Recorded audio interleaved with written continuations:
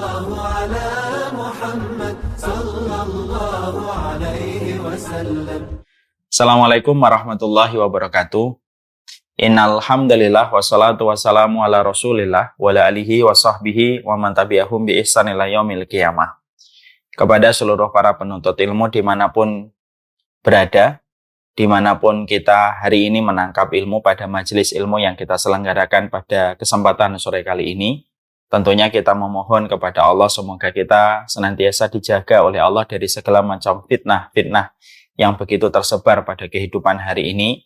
Kita sangat khawatir dengan fitnah yang dikatakan oleh Rasulullah, saking begitu kuatnya fitnah. Ada orang yang di pagi harinya beriman, sore harinya bisa menjadi kafir. Orang yang sore harinya beriman, maka pagi harinya menjadi kafir. Dan tentunya doa memberikan kepada kita kekuatan, doa memberikan kita perlindungan. Maka selain kita rajin meminta rezeki ketika kita pada zaman fitnah, semoga kita termasuk orang yang begitu rajin untuk berdoa kepada Allah sebagai penuntut ilmu, kita terjauhkan dan kita dihindarkan dari segala macam fitnah sampai kita meninggal dunia. Semoga kita memiliki hati sebagaimana hatinya Umar bin Khattab.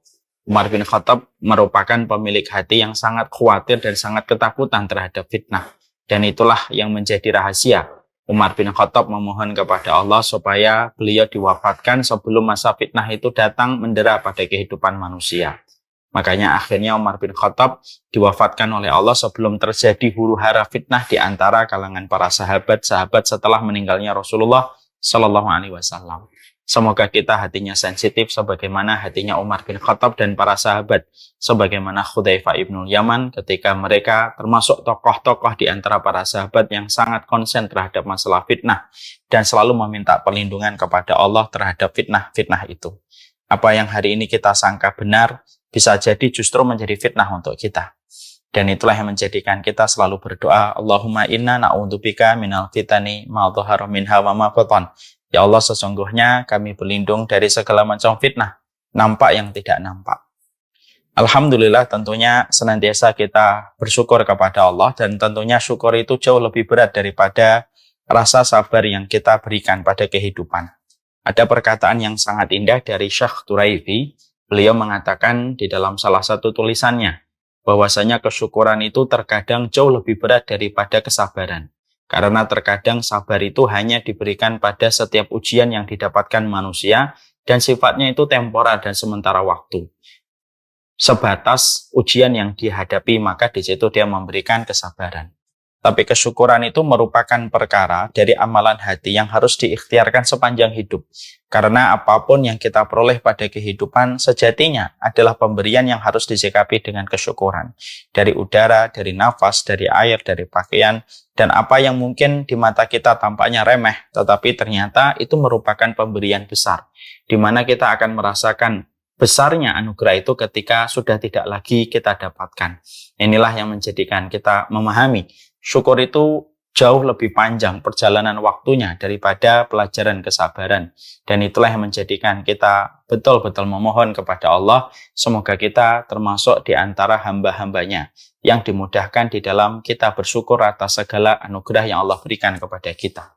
Allahumma a'inna ala dzikrika wa syukrika wa husni ibadatika. Ya Allah, tolonglah kami ya Allah, semoga kami termasuk orang yang senantiasa mengingat-Mu. Artinya betul-betul hati kita terjaga setiap waktunya hanya mengingat Allah dalam setiap apa yang kita lakukan. Semoga kita senantiasa mampu bersyukur apapun anugerah, baik yang kecil ataupun besar yang Allah berikan kepada kita, dan semoga setiap amal kita dapat diterima oleh Allah. Kepada Allah kita memohon supaya Allah membimbing kita supaya menjadi hamba yang bersyukur. Kita pada kesempatan hari ini akan melanjutkan kajian kita, pembahasan yang kedua tentang salah satu nama hari kiamat yang kita imani.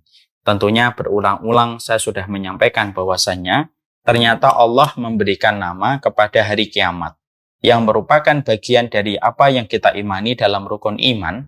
Maka sesungguhnya hari kiamat yang kita imani ternyata memberikan kepada kita, dijelaskan oleh Allah bahwasanya hari kiamat itu memiliki ragam nama yang begitu banyak, tentunya dengan memiliki ragam makna yang juga begitu beragam. Nah, inilah yang menjadikan kita tersadarkan sekaligus pula tercerahkan selama ini kita memahami bahwasanya hari kiamat itu hanyalah satu nama, yaitu adalah kiamat, ataupun kita menyebutnya dengan sa'ah. Padahal hari kiamat itu memiliki nama yang begitu beragam, bertebaran di dalam Al-Quran, memiliki makna yang begitu banyak, di mana memberikan pelajaran untuk kita. Nah, inilah yang menjadikan kita pada kesempatan hari ini, kita akan melanjutkan tentang part yang kedua, tentang salah satu di antara nama hari kiamat yang Allah sampaikan kepada kita, di mana nama ini merupakan nama yang menjelaskan tentang apa yang terjadi pada kehidupan hari kiamat.